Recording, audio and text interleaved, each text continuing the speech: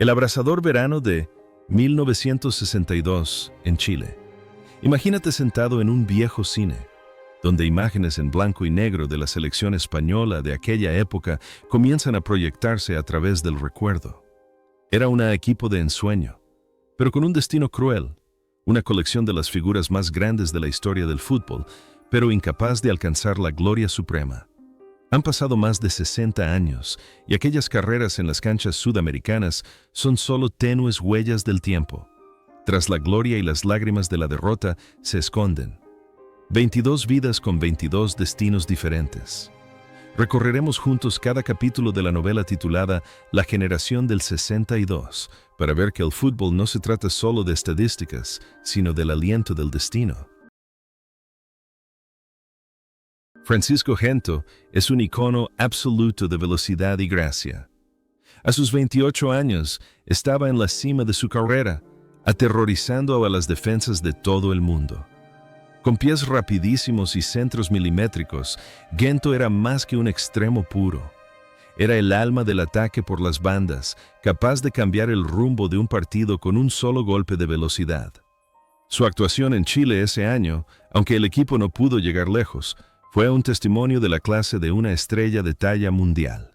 Un jugador que llevó la filosofía de juego del Real Madrid a la escena internacional. Tras el torneo de 1962, la carrera de Gento continuó floreciendo de una forma pocas veces vista en la historia del fútbol.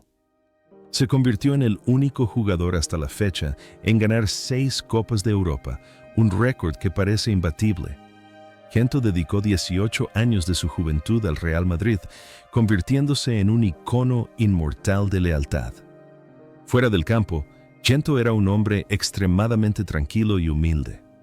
No le gustaban los focos ni las fiestas lujosas. Su alegría residía en estar con su familia y contribuir discretamente al club como embajador y posteriormente como presidente honorario. Era apreciado por su porte digno, siempre dispuesto a guiar a generaciones más jóvenes como Raúl y Zidane con la experiencia de quien ha visto todas las glorias. El aspecto más sugerente es la conexión entre la imagen de un feroz torbellino en el campo y un alma serena fuera de él. Parece que Gento volcó toda su energía y explosividad en sus carreras sobre el césped para luego volver a su naturaleza de caballero refinado y modesto al dejarlo. Sin embargo, esa gloriosa trayectoria, que duró casi un siglo, tuvo un final abrupto. El 18 de enero de 2022, Francisco Gento falleció a los 88 años en Madrid. Su fallecimiento deja un gran vacío en la historia del fútbol mundial, pero el legado de un elegante torbellino vivirá para siempre en los corazones de los amantes del fútbol.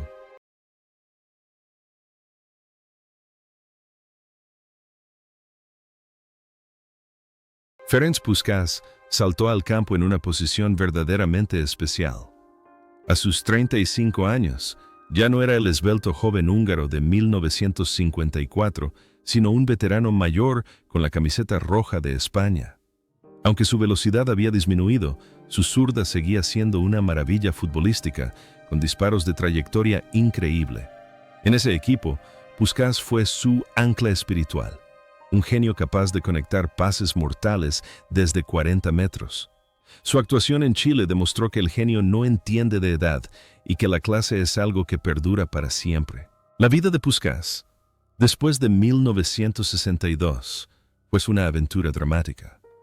Tras retirarse del Real Madrid en 1966, viajó por todo el mundo como entrenador, desde Grecia, Egipto y Paraguay hasta Australia.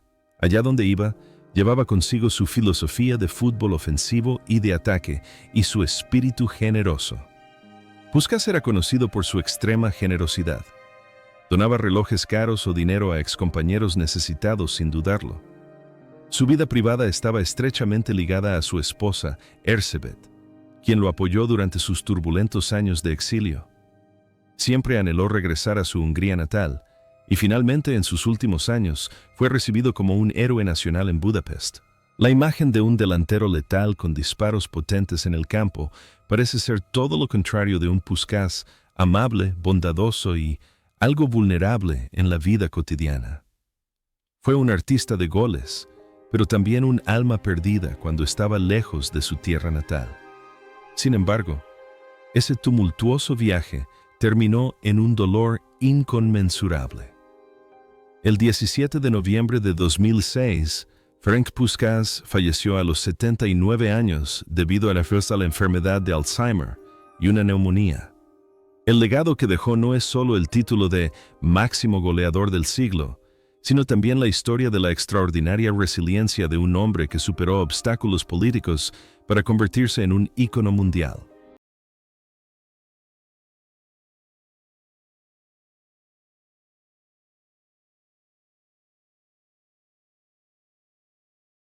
Luis Suárez era el poeta del fútbol español en 1962. A los 27 años, con el Balón de Oro en la mano, tenía la clave del estilo de juego del equipo.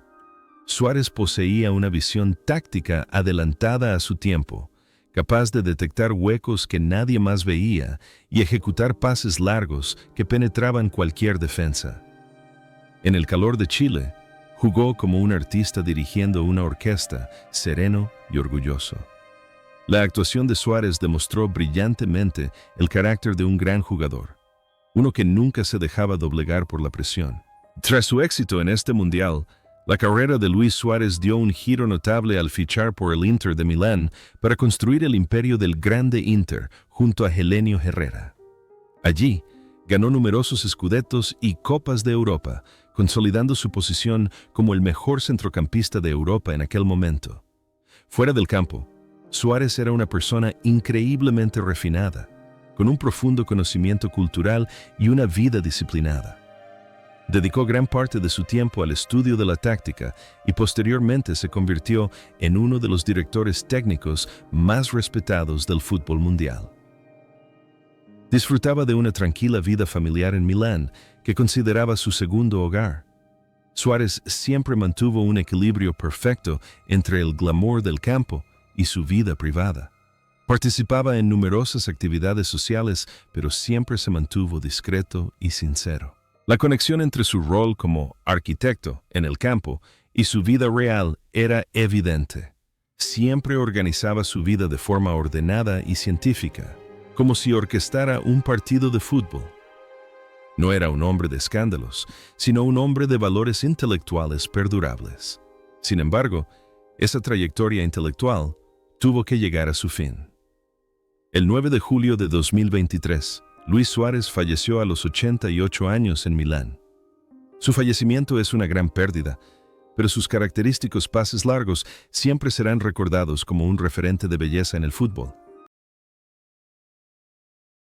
Alfredo Di Stéfano encarna una dolorosa paradoja. A los 35 años, la mayor leyenda del Real Madrid fue convocado para el Mundial de Chile, pero una grave lesión le impidió jugar ni un solo minuto.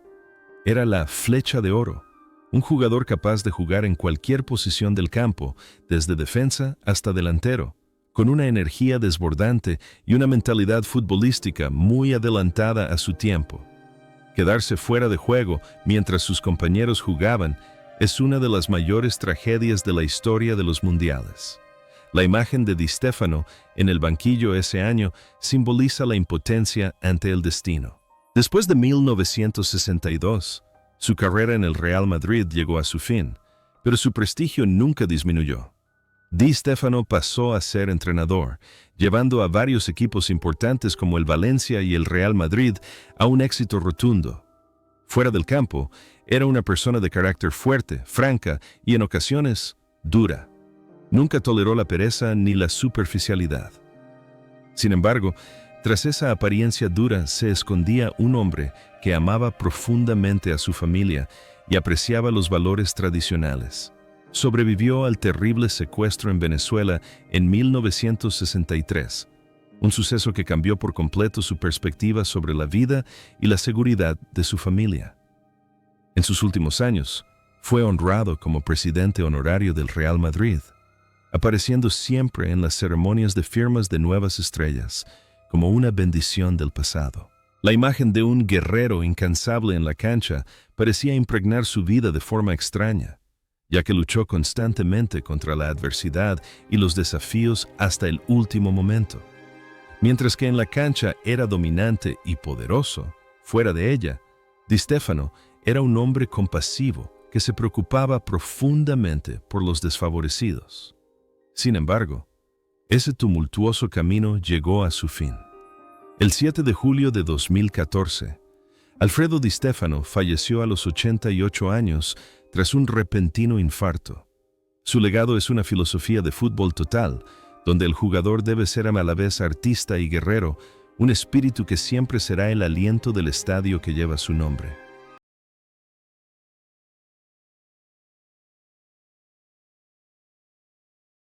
Joaquín Peiró era un auténtico matagoles en el área.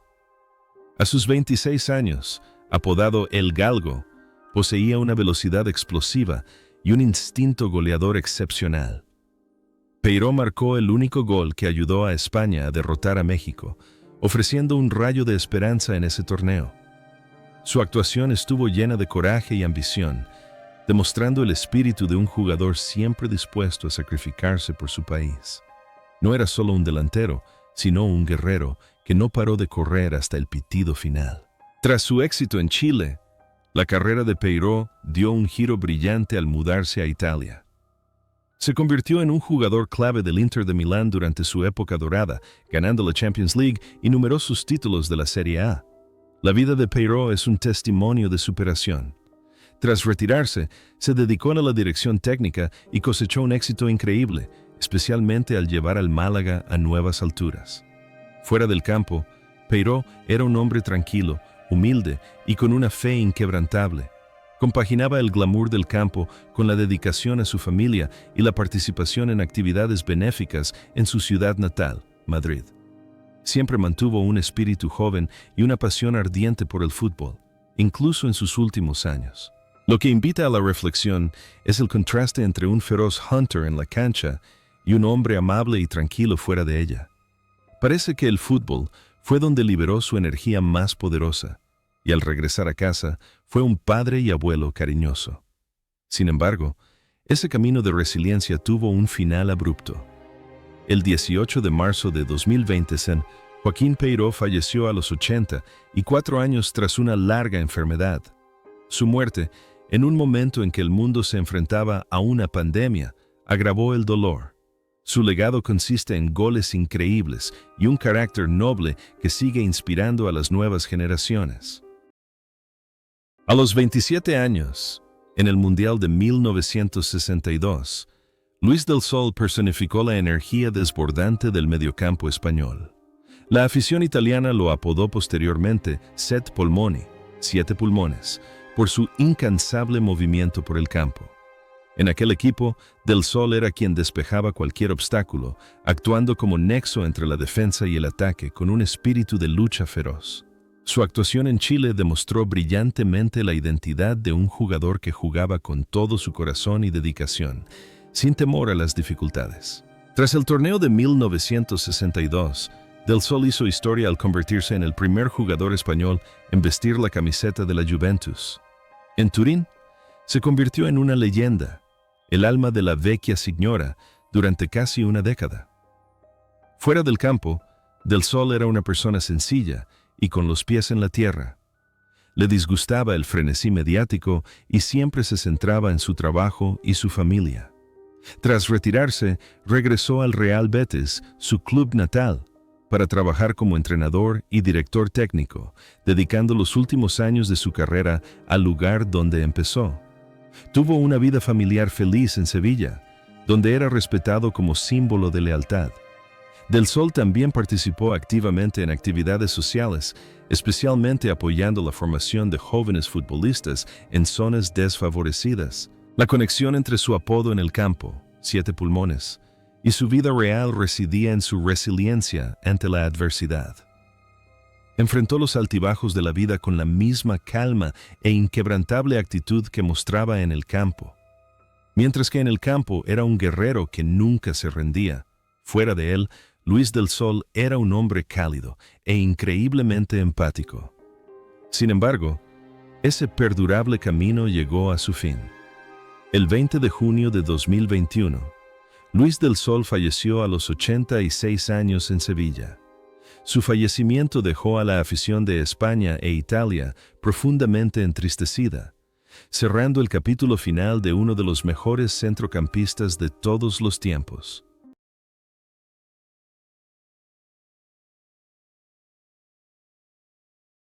José Santamaría llegó al Mundial de 1962 a los 32 años con la rica experiencia de haber jugado para dos selecciones nacionales diferentes, Uruguay y España. Era un pilar en la defensa, un defensa que jugaba con la cabeza más que con los músculos. Santamaría poseía una excelente percepción de la situación, estando siempre en el lugar preciso para neutralizar el peligro. En ese equipo comandaba la defensa, aportando la serenidad necesaria bajo la presión de rivales fuertes. Su actuación en Chile demostró la experiencia y la clase de uno de los mejores centrales de la historia del Real Madrid. La carrera de Santamaría continuó prosperando después de 1962, con más títulos de Liga y Copa de Europa. Tras retirarse como jugador, se dedicó a la dirección técnica, culminando con la victoria de la selección española en el Mundial de 1982 en su país. Fuera del campo, Santamaría era un hombre excepcionalmente culto, de gusto refinado y gran pasión por las artes. Compaginaba su vida con la participación en actividades culturales y sociales en Madrid. Tenía una familia feliz y fue un padre ejemplar que siempre guió a sus hijos hacia los valores intelectuales. Su forma de manejar la presión de dirigir a la selección nacional demostró una compostura extraordinaria y la calma inherente a un líder defensivo. Lo más valioso es la conexión entre su rol de guardián en el campo y su vida real. Santamaría siempre ha sido un defensor de los valores y la ética tradicionales del fútbol. Mientras que en el campo es un hombre sereno y aguerrido, fuera de él, José Santamaría es un caballero refinado y profundamente sincero. Hoy, a sus 96 años, sigue viviendo una vida tranquila y sigue con regularidad la evolución del Real Madrid. Su trayectoria es un testimonio de sabiduría y esfuerzo incansable, y sigue inspirando a jóvenes defensas centrales de todo el mundo.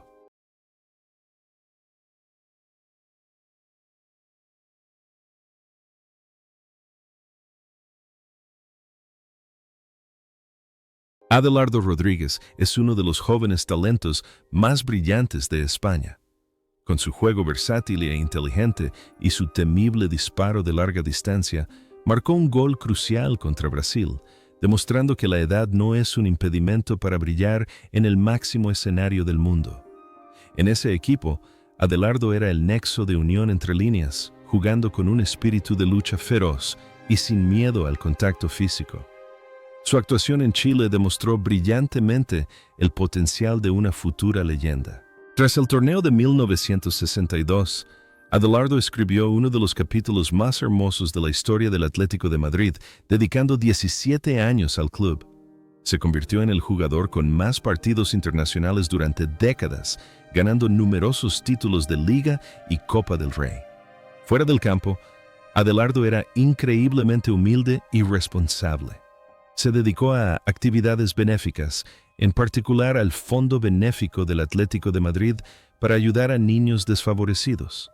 Tuvo una vida familiar plena, manteniéndose siempre alejado de los focos y manteniendo la imagen de un jugador ejemplar. Tras retirarse, continuó trabajando para el club en diversos puestos, inspirando a las generaciones más jóvenes con su amor y lealtad.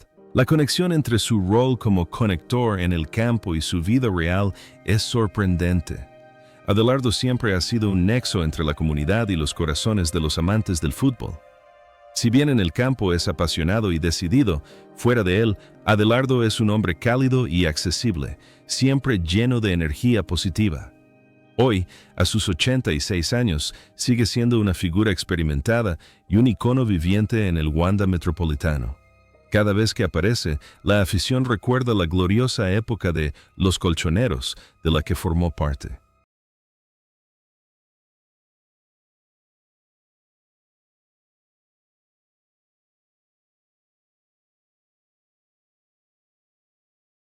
Enrique Collar, Debutó en el Mundial de 1962 con 27 años como capitán y alma del Atlético de Madrid. Era un extremo con un estilo de juego complejo, una técnica individual exquisita y una capacidad de centro increíblemente efectiva. En la selección española de aquel año, Koller era el motor de la banda, siempre capaz de generar jugadas decisivas con su regate espontáneo. Su actuación en Chile, a pesar de las dificultades que enfrentó contra los altos defensas del equipo contrario, demostró el carácter orgulloso de un madrileño. La carrera de Koller siguió ligada a los éxitos del Atlético de Madrid en la década de 1960, donde él y Peiró formaron la famosa dupla Koller-Peiró. Tras retirarse como jugador, no optó por la carrera de entrenador, sino que se dedicó al mundo de las finanzas y la banca, demostrando su versatilidad y excelente adaptabilidad a la vida después del fútbol. Fuera del campo, Koller es un hombre sumamente educado, con un estilo de vida refinado y un profundo aprecio por la amistad. Dedica gran parte de su tiempo a su familia y a las actividades de la Asociación de Exjugadores, esforzándose siempre por mantener los valores tradicionales de los Rossoneri. Es un esposo y padre dedicado que anima a sus hijos a perseguir sus pasiones con sinceridad. Lo verdaderamente sugerente es la coherencia entre la imagen de un capitán ejemplar en el campo y la de un ciudadano modelo fuera de él. Mientras que en el campo era un artista extravagante, fuera de él, Enrique Koller era un hombre sereno, con una profunda filosofía de vida. Hoy, a sus 91 años, se mantiene sano y asiste con frecuencia a los actos festivos del Atlético de Madrid. Cada paso de sus sucesores en el campo parece llevar el aliento y el espíritu de el niño de antaño, un hombre que dedicó su vida a enriquecer la historia del fútbol español.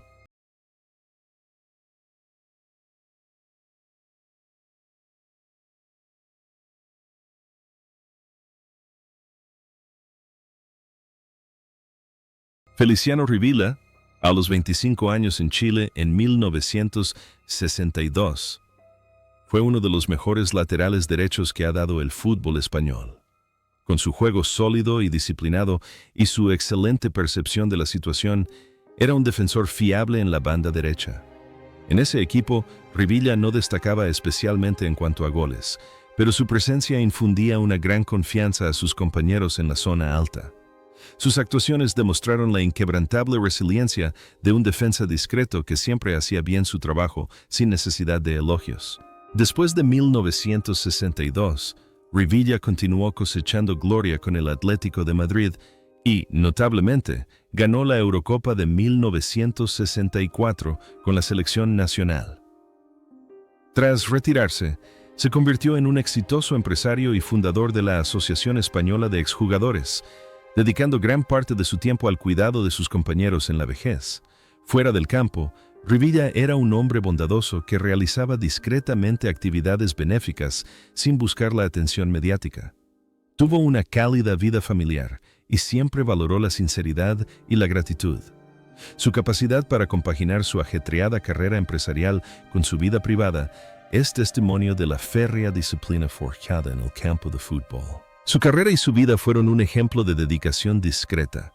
Si bien en el campo era un héroe silencioso, fuera de él, Feliciano Rivilla también era un hombre humilde, siempre al servicio de los éxitos de la comunidad. Sin embargo, esa gloriosa trayectoria llegó a su fin. El 6 de noviembre de 2017, Feliciano Rivilla falleció a los 82 años en Madrid.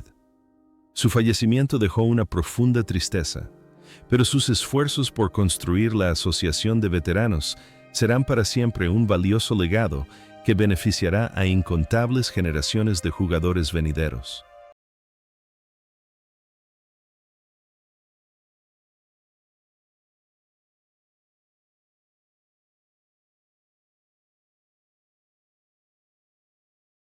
Carmelo Cedrún era el último bastión de esperanza.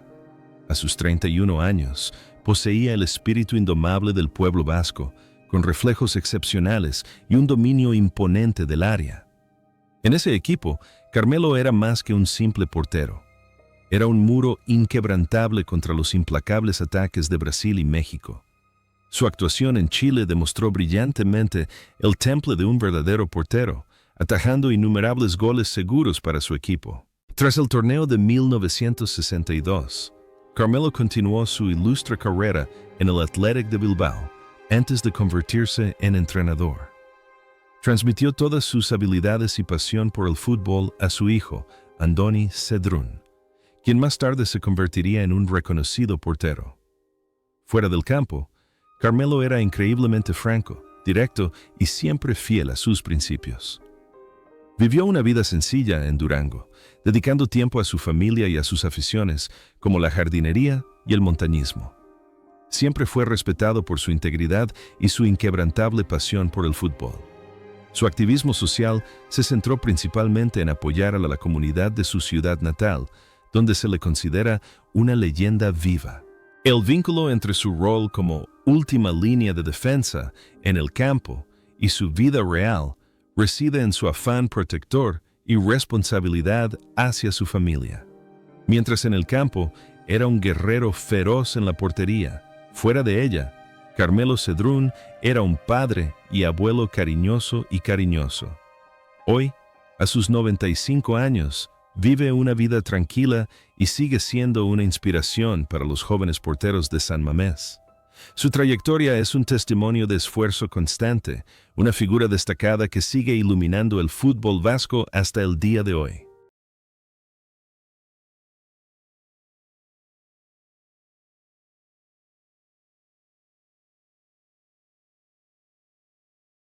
Joan Segarra llegó al Mundial de 1962 con 34 años, siendo el jugador de mayor edad y experiencia en defensa. Apodado el Gran Capitán del Barcelona, aportó serenidad y una capacidad superior para leer el juego. En la selección española de ese año, Segarra fue el orquestador de la defensa, la voz más influyente para mantener la disciplina. Su actuación en Chile, a pesar de su declive físico, aún rebosaba la serenidad y la sabiduría de un defensor magistral. Tras retirarse en 1964, Segarra no abandonó el fútbol, sino que se convirtió en un destacado entrenador de las categorías inferiores del Barcelona, contribuyendo significativamente a la formación de talentos para el club. Fuera del campo, era un hombre sumamente erudito y tranquilo, con una profunda filosofía humanista. Siempre enfatizó el respeto al rival y la honestidad en el deporte. Segarra tuvo una vida familiar tranquila. Fue un abuelo amable que solía contarles a sus nietos historias de los apasionados partidos del pasado. La forma en que compaginaba su estatus de leyenda con una vida privada sencilla le valió la admiración general. Pasó sus últimos años participando en actividades sociales locales, rodeado del cariño de sus vecinos y antiguos aficionados. La imagen de un héroe silencioso que lideraba a sus compañeros en el campo reflejaba de forma extraña su vida, pues siempre fue un apoyo moral para su familia y alumnos. Mientras en el campo era un hombre digno y disciplinado, fuera de él, Joan Segarra era un hombre increíblemente amable y compasivo. Sin embargo, esa trayectoria digna llegó a su fin. El 3 de septiembre de 2008, Joan Segarra falleció a los 81 años en Barcelona. Su fallecimiento dejó un dolor inmenso, pero el nombre de capitán permanecerá para siempre como símbolo de dedicación y nobleza en la historia de Barcelona.